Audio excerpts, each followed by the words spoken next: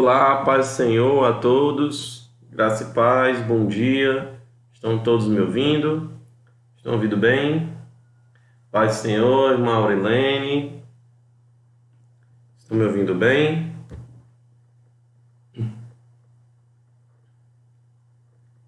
Esperar vocês responderem aqui no chat. Parece que está tudo bem com o meu áudio. Ok, estão me ouvindo? Amém, glória a Deus. Então, vamos dar início a mais uma aula da nossa Escola Bíblica Dominical.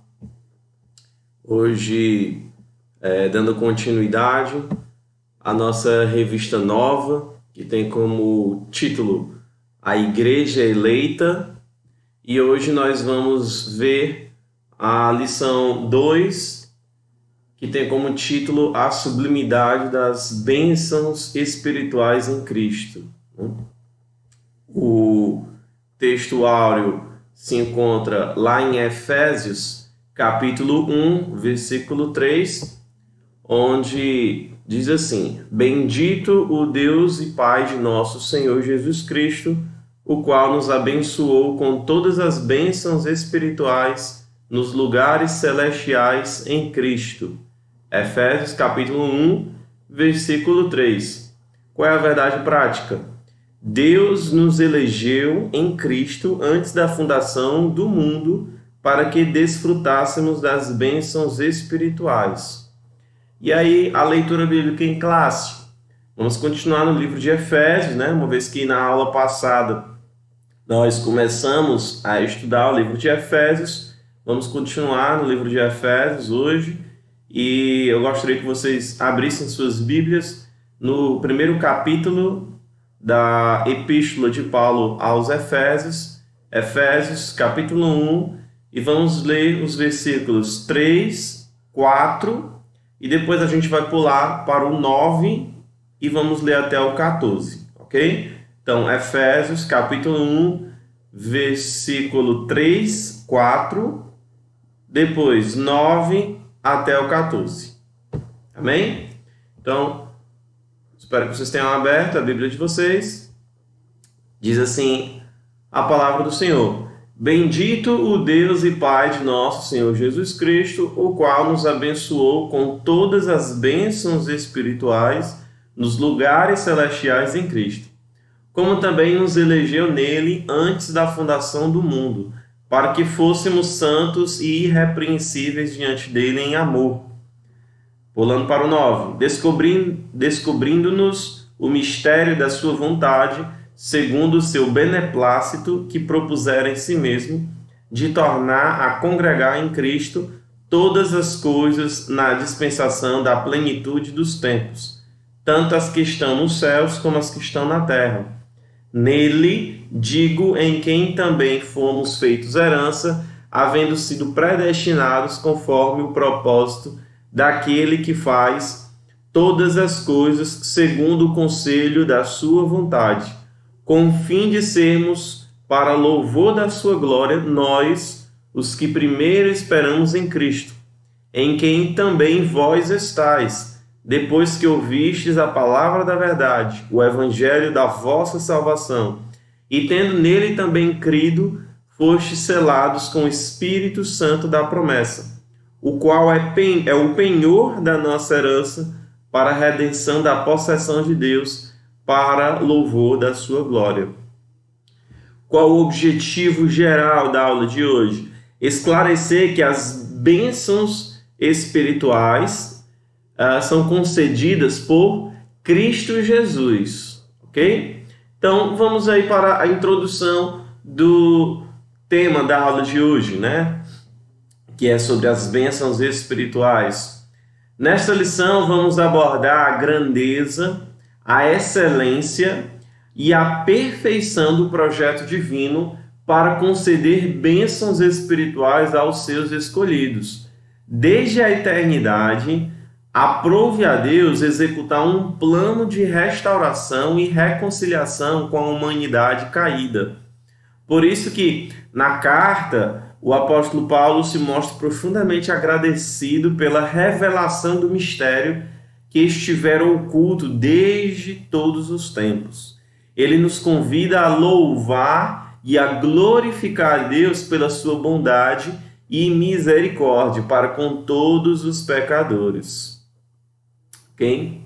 Então, vamos aí para o primeiro ponto da aula de hoje, né? Que é a nova posição em Cristo. Ok? A nova posição em Cristo. No passado, estávamos perdidos e condenados à morte eterna, mas por sua infinita graça, Deus nos outorgou em Cristo o privilégio da salvação, né? Então, a salvação, a vida eterna, é um grande privilégio que nós recebemos quando nós aceitamos e confessamos Jesus Cristo como nosso Senhor e Salvador. Primeiro subtópico aí, ó, a doxologia. Vocês sabem o que significa doxologia? Já ouviram falar essa palavra, doxologia? Comentem aí nos comentários. Alguém sabe o que é doxologia? Alguém já ouviu essa palavra, doxologia? Bom, doxologia, né, tem origem no grego, né, doxa, que significa glória, e logia, ou logia, que significa palavra, né? Então, a doxologia é a manifestação de louvor e enaltecimento a Deus através de expressões de exaltamentos, né? Quando, por exemplo, a gente fala, Deus seja louvado, aleluia, isso é uma doxologia, ok? Quando nós estamos bendizendo, dando glória, usando palavras para dar glória a Deus, ok? Então isso é uma doxologia. Após expor os versículos de abertura da epístola, nos versículos 1 e 2 do capítulo 1, o apóstolo Paulo apresenta uma sequência de texto que se caracteriza pela verdadeira adoração e bondade ativa de Deus. Então, no capítulo 1 de Efésios, dos versículos 3 até o versículo 14, ele começa pela frase: Bendito o Deus e Pai de nosso Senhor Jesus Cristo, onde bendito significa digno de louvor. O apóstolo dá sequência até o versículo 14 por meio de um maravilhoso tributo ao Eterno e suas muitas bênçãos concedidas aos homens. Isso é uma doxologia, é uma expressão de louvor que o apóstolo Paulo utiliza nesses versículos. Nesse trecho bíblico, trata-se de um hino teológico de gratidão, caracterizado pela repetição do seguinte refrão: para louvor e glória da sua graça, versículo 6, ou para louvor da sua glória, versículos 12 e 14. Aquele ao qual devemos adorar está identificado na expressão Deus Pai de Jesus, Deus e Pai de Jesus Cristo. Uma clara referência à Santíssima Trindade, com ênfase na natureza divina de Jesus, seu Filho, ok? Dando continuidade às bênçãos espirituais, obviamente que as bênçãos espirituais não são materiais, mas provenientes dos lugares celestiais, isso é, do reino espiritual. Essas bênçãos são mencionadas na longa passagem de Efésios, né? Então, que a gente pode ver aí no capítulo 1, dos versículos 3 a 14. Tais como: Deus nos elegeu para sermos santos, no versículo 4. Predestinou-nos para sermos filhos, versículo 5. Nos fez agradáveis para si, versículo 6. remiu-nos por meio do sangue de Cristo. Versículo 7. Acolheu-nos por sua vontade redentora. Versículos 8 até o 12. Revelou-nos a palavra da verdade. Versículo 13, parte A. Desculpa. Revelou-nos a palavra da verdade. Versículo 13, parte A. Selou-nos com o Espírito Santo da promessa. Versículo 13, parte B. Ainda garantiu a validade da promessa. Versículo 14. Tais bênçãos provêm de Deus, que planejou a redenção, do Filho que a realizou e do Espírito Santo que a garante. Okay? Muito importante vocês entenderem isso. As bênçãos espirituais, né, que a gente vê no livro de Efésios, o apóstolo Paulo escrevendo aos Efésios, as bênçãos provêm de Deus, que planejou a redenção, do Filho, Jesus Cristo, que a realizou, e do Espírito Santo que garante, ok?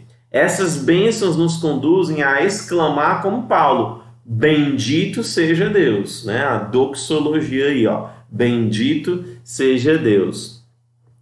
A nova condição.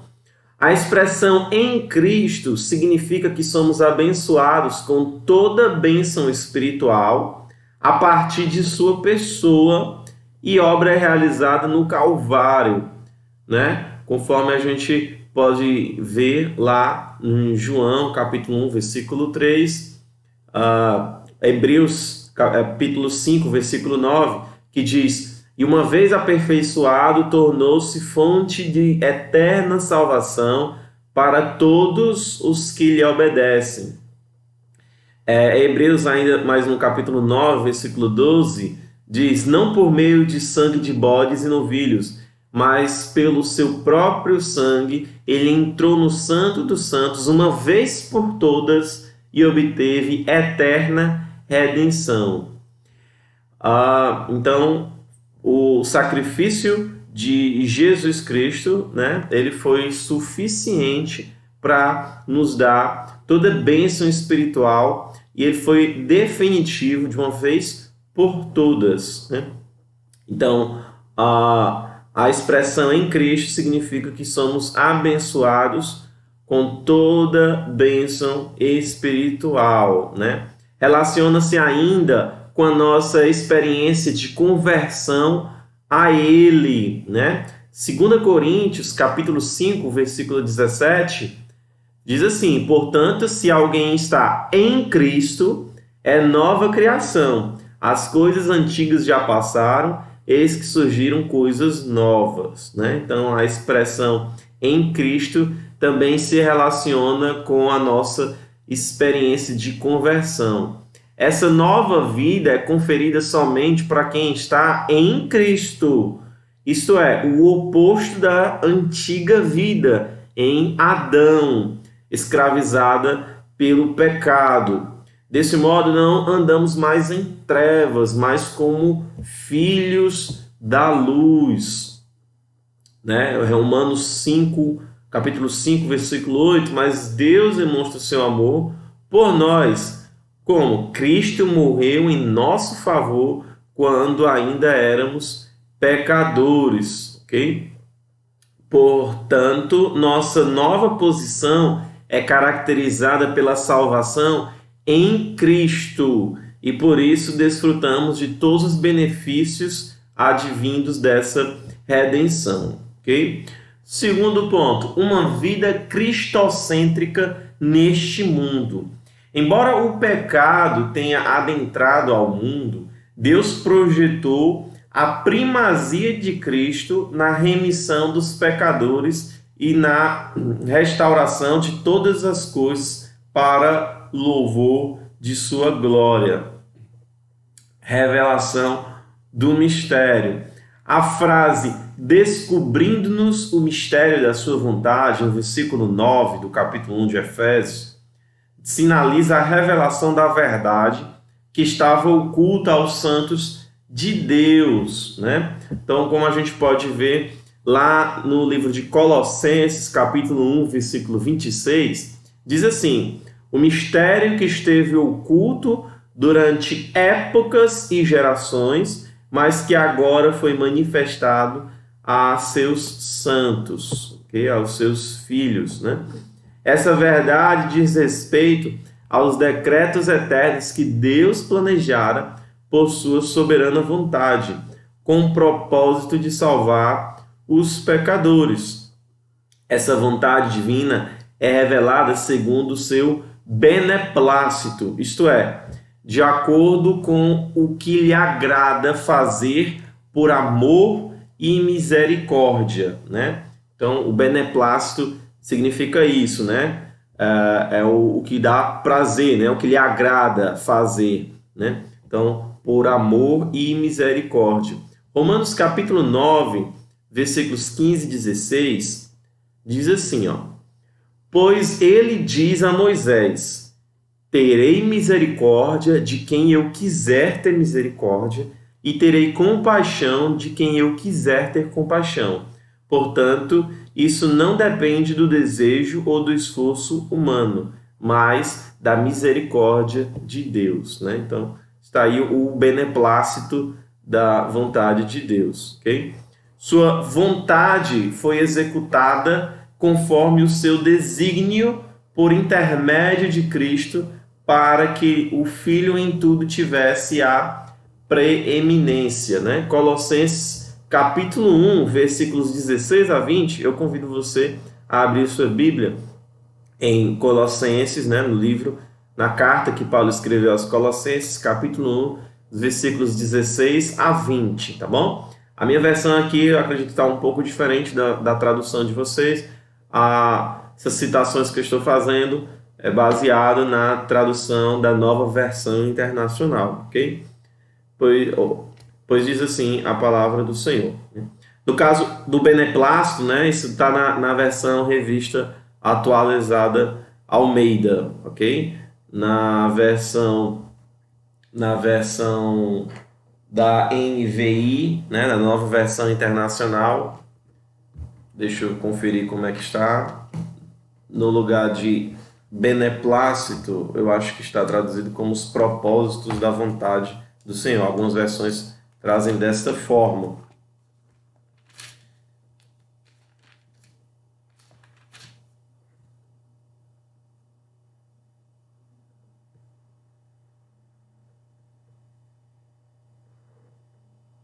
Isso. Efésios capítulo 1, versículo 5, na Nova Versão Internacional, traz assim: em amor nos predestinou para sermos adotados como filhos por meio de Jesus Cristo, conforme o bom propósito da sua vontade, né? A revista Almeida atualizada traz como beneplácito, ok? Então, voltando aí para Colossenses capítulo 1, versículos 16 a 20, diz assim: pois nele foram criadas todas as coisas nos céus e na terra, as visíveis e as invisíveis, sejam tronos ou soberanias, poderes ou autoridades, todas as coisas foram criadas por ele e para ele. Ele é antes de todas as coisas e nele tudo subsiste. Ele é a cabeça do corpo, que é a igreja. É o princípio e o primogênito dentre os mortos, para que em tudo tenha a supremacia, né? A preeminência, né? Seja o primeiro em tudo. Pois foi do agrado de Deus que nele habitasse toda a plenitude, e por meio dele reconciliasse consigo todas as coisas, tanto as que estão na terra quanto as que estão no céu, estabelecendo a paz pelo seu sangue derramado na cruz. Ok? A plenitude dos tempos. Paulo revela que o plano divino é fazer convergir em Cristo todas as coisas. Capítulo 1 de Efésios, versículo 10. Isso inclui tudo que foi criado por Cristo, para Cristo e o que subsiste em Cristo. Ok?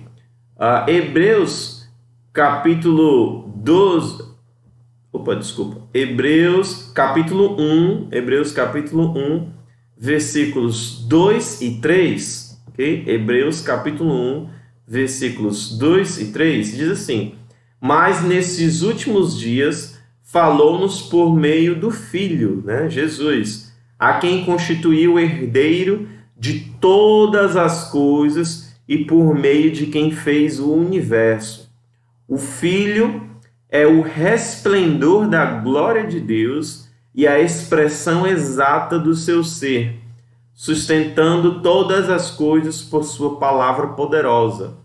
Depois de ter realizado a purificação dos pecados, ele se assentou à direita da majestade nas alturas. Isso implica dizer que todo o universo, céus e terra, estarão submissos à autoridade e soberania de Cristo, né? Romanos, capítulo 14, versículo 11, diz assim: porque está escrito, por mim mesmo jurei, diz o Senhor, diante de mim todo joelho se dobrará e toda língua confessará que sou Deus. 2 Coríntios capítulo 10, versículo 5. Destruímos argumentos e toda pretensão que se levanta contra o conhecimento de Deus e levamos cativo todo o pensamento para torná-lo obediente a Cristo. Okay? Nesse sentido, a ruptura provocada pelo pecado de Adão é restaurada completamente em Cristo. Essa declaração não tem conotação universalista, a ideia de que no fim todos serão salvos, né? Todo mundo será salvo. Mas que finalmente tudo será como Deus planejou. Cristo, a cabeça da igreja e também a cabeça do universo, né? Então, vai ser salvo pessoas de diversos lugares, de todo o mundo, né? Diversas nações, línguas, tribos, né? Diferentes culturas, pessoas de todo o mundo, né? Mas isso não quer dizer que todo o mundo vai ser salvo, ok? E sim pessoas de todo o mundo, ok? Então, a dispensação ou a administração desse plano será na plenitude dos tempos. Versículo 10, né? Do capítulo 1 de Efésios, versículo 10. Aqui a palavra grega para tempos não é cronos, que traz uma ideia de cronologia, mas kairos, que se refere ao tempo divino previamente determinado para que todas as coisas estejam sob o domínio de Cristo. Ok? Então, vamos conferir aqui Efésios, capítulo 1. Ok? Convido vocês a abrirem suas Bíblias no livro de Efésios, primeiro capítulo, ok? Efésios.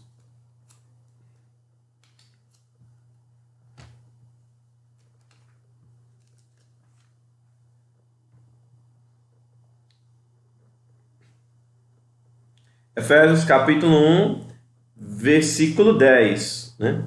Isto é de fazer convergir em Cristo todas as coisas celestiais e terrenas na dispensação da plenitude dos tempos, né? Então, a palavra utilizada aqui não é cronos, e sim kairos, né? Então, no grego existe essas duas palavras, né, para se referir a tempo, né, o cronos e o kairos, né? Em Atos capítulo 1, versículo 7, Atos capítulo 1, no versículo 7, as duas palavras para se referir ao tempo estão sendo utilizadas, tá bom? Então, Atos capítulo 1, versículo 7, diz assim: ele lhes respondeu, isso aqui é Jesus falando para os discípulos, não lhes compete saber os tempos ou as datas que o Pai estabeleceu pela sua própria autoridade. Aqui, né, onde tem tempos ou datas, né, algumas versões trazem épocas, né, os tempos ou as épocas são as duas palavras para se referir a tempo no grego, né, o cronos e o kairos, né? O cronos é aquele tempo que você consegue medir, né? E o Kairos é chamado, né, de o tempo de Deus, porque é um tempo que você não consegue medir, né? Você não consegue mensurar. Então, nessa passagem aqui está utilizando as duas palavras, né? Não lhes compete saber o Cronos ou Kairos, né? Não lhes compete saber os tempos ou as datas, né? Mas já lá em Efésios, capítulo 1, versículo 10, a palavra utilizada é Kairos, né? Que se referem a um tempo divino previamente determinado, né? Para que todas as coisas estejam sob o domínio de Cristo, né? Versículo 10 do capítulo 1 de Efésios, né? Quando ele fala da plenitude dos tempos, né? Aí ele está se referindo ao Kairos, né? Então, a gente não consegue medir, a gente não sabe quando isso vai acontecer, ok? Louvor da sua glória. O apóstolo enfatiza que as bênçãos são destinadas aos crentes judeus e gentios, né? Ou seja, os não-judeus, a igreja. Paulo muda do pronome nós, ele e os judeus, para o também vós, né? Os gentios, indicando que em Cristo os crentes de ambos os povos são herdeiros da promessa. Ele ratifica, né? Ele confirma igualmente que o propósito da eleição não é outro senão louvar e glorificar a Deus. Versículos 12 e 14 de Efésios 1. Isso assinala não somente adorá-lo com palavras e ações, mas também levar outros a fazer o mesmo. Olha que interessante, né? Então a gente não deve adorar a Deus somente com palavras e ações, mas também levar outros a fazer o mesmo. Na primeira carta de Pedro, na primeira epístola de Pedro, capítulo 2, versículo 12, olha o que Pedro fala: vivam entre os pagãos de maneira exemplar, para que, naquilo em que eles os acusam de praticarem o mal, observem as boas obras que vocês praticam e glorifiquem a Deus no dia da sua intervenção. Por conseguinte, tudo que somos, fazemos ou possuímos vem de Deus, pois começa na sua vontade e culmina, né, e tudo termina na sua glória. Atos, capítulo 17, versículo 28. Pois nele vivemos, nos movemos e existimos, como disseram alguns dos poetas de vocês. Também somos descendência dele, né? Que Paulo discursando lá em Atenas, Atos 17. Bom, vamos aí para o terceiro tópico, né, de hoje. O Espírito Santo, o penhor da nossa herança, né? A garantia da nossa herança. O Espírito Santo desempenha importante papel no plano de salvação idealizado por Deus Pai. O selo do Espírito Santo, né? Aquele que ouve a palavra de Deus, o evangelho da salvação, e que por meio da fé se rende a Cristo, recebe o selo do Espírito Santo no momento da conversão. Olha o que Tito fala lá no capítulo 3, nos versículos 5, 6 e 7. Não por causa de atos de justiça por nós praticados, mas devido à sua misericórdia, ele nos salvou pelo lavar regenerador e renovador do Espírito Santo, que ele derramou sobre nós generosamente por meio de Jesus Cristo, nosso Salvador. Ele o fez a fim de que, justificados por sua graça, nos tornemos seus herdeiros, tendo a esperança da vida eterna. Nos tempos bíblicos, o selo era usado como sinal de propriedade e posse pessoal.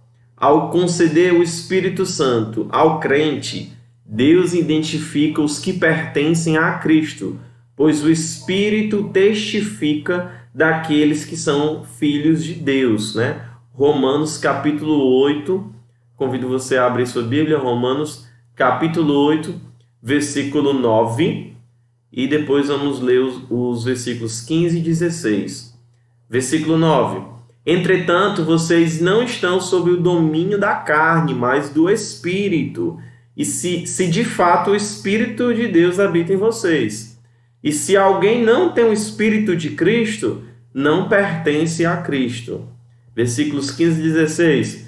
Pois vocês não receberam um espírito que os escravize para novamente temer, mas receberam o Espírito que os adota como filhos, por meio do qual clamamos, Abba, Pai. O próprio Espírito testemunha ao nosso espírito que somos filhos de Deus. Ok? Então, o Espírito Santo, ele tem esse papel, né, nas nossas vidas. E ele, o Espírito Santo funciona também como esse selo, né, que testifica que somos filhos de Deus, ok? E o maligno não lhes toca, né? 1 João, capítulo 5, né? Na primeira carta de João, né? A primeira epístola de João, capítulo 5, versículo 18, olha que interessante. Sabemos que todo aquele que é nascido de Deus não está no pecado. Aquele que nasceu de Deus o protege e o maligno não o atinge, né? Ou não lhe toca, né? Todos aqueles que têm o Espírito Santo. Assim, a terceira pessoa da Santíssima Trindade tem um papel fundamental de regenerar, purificar e santificar o pecador. 1 Coríntios capítulo 6, o apóstolo Paulo lista uma série de pecados, né? E aí no versículo 11, ele fala assim: assim foram alguns de vocês, né? Ele vai listando vários pecados que eles cometiam antes. Assim foram alguns de vocês, mas vocês foram lavados, foram santificados, foram justificados no nome do Senhor Jesus Cristo e no Espírito de nosso Deus. Olha que interessante. Conforme João capítulo 16, o Espírito Santo é quem convence o ser humano do pecado, da justiça e do juízo, né? João 16, né? João capítulo 16, versículos 7 e 8. O Espírito Santo também produz no crente o verdadeiro relacionamento com Deus por meio do fruto do Espírito, que a gente encontra lá em Gálatas capítulo 5, versículos 22 e 23. O Espírito Santo como o penhor da nossa herança. O termo grego arrabon, né, que significou penhor, pode ser traduzido como depósito, penhor, garantia ou ainda a primeira parcela, né? Versículo 14 de Efésios 1. A palavra tem origem semítica e era usada nas transações comerciais para assegurar o preço ou garantir o pagamento de algo. Paulo ensina que o Espírito Santo é o depósito que garante a nossa herança em Cristo, né? É esse penhor. 2 Coríntios, capítulo 1, versículos 21 e 22. Ora, é Deus que faz que nós e vocês permaneçamos firmes em Cristo. Ele nos ungiu, nos selou como sua propriedade e pôs o seu Espírito em nossos corações como garantia do que está por vir.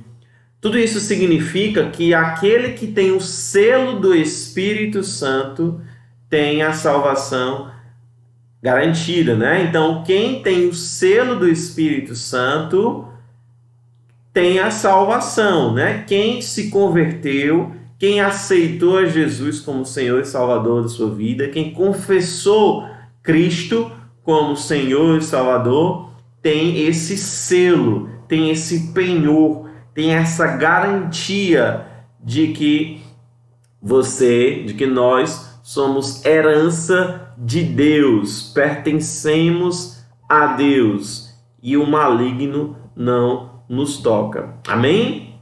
Glória a Deus, né? Bendito seja Deus. Olha aí a doxologia. Então, conclusão, ok? Qual é a conclusão que nós chegamos na aula de hoje?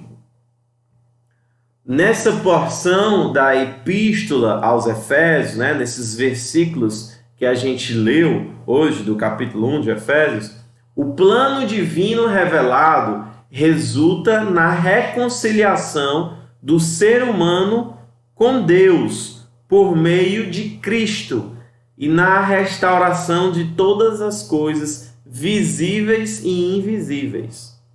Ambos os propósitos devem redundar em louvor e glória ao Deus eterno. Na plenitude dos tempos, todo o desígnio divino estará plenamente executado.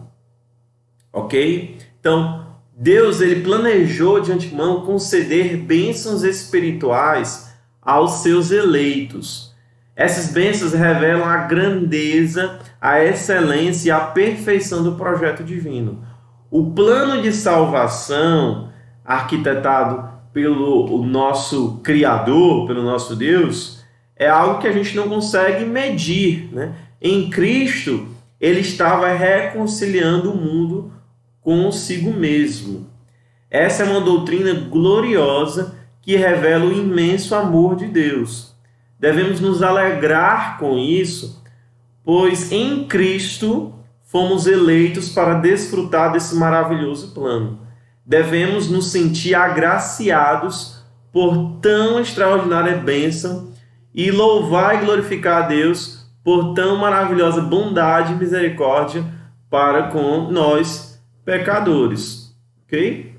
Então, relembrando aí o título da lição de hoje, lição 2, a sublimidade das bênçãos espirituais em Cristo, ok?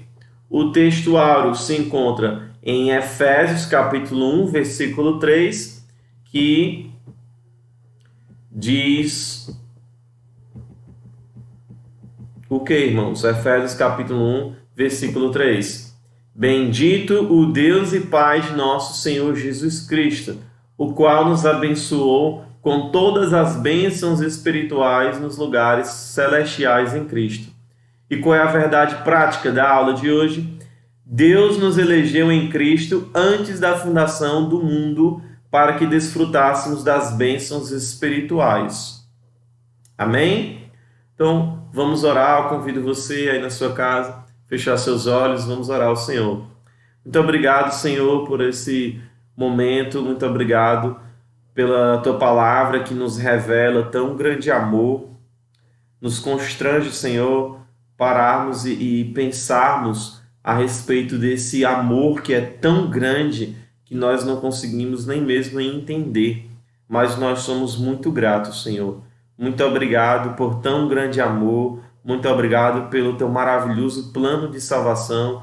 Muito obrigado porque Cristo morreu por nós, sendo nós ainda pecadores. Muito obrigado porque o Senhor reconciliou consigo mesmo o mundo através de Jesus Cristo. E muito obrigado porque o Senhor nos concede o Teu Espírito como garantia, como selo, como penhor, como herança, para mostrar que nós não somos de nós mesmos, de que nós não somos mais do mundo, mas que nós somos do Senhor. E o Senhor ainda nos promete que o maligno não nos toca. Aleluia, Senhor.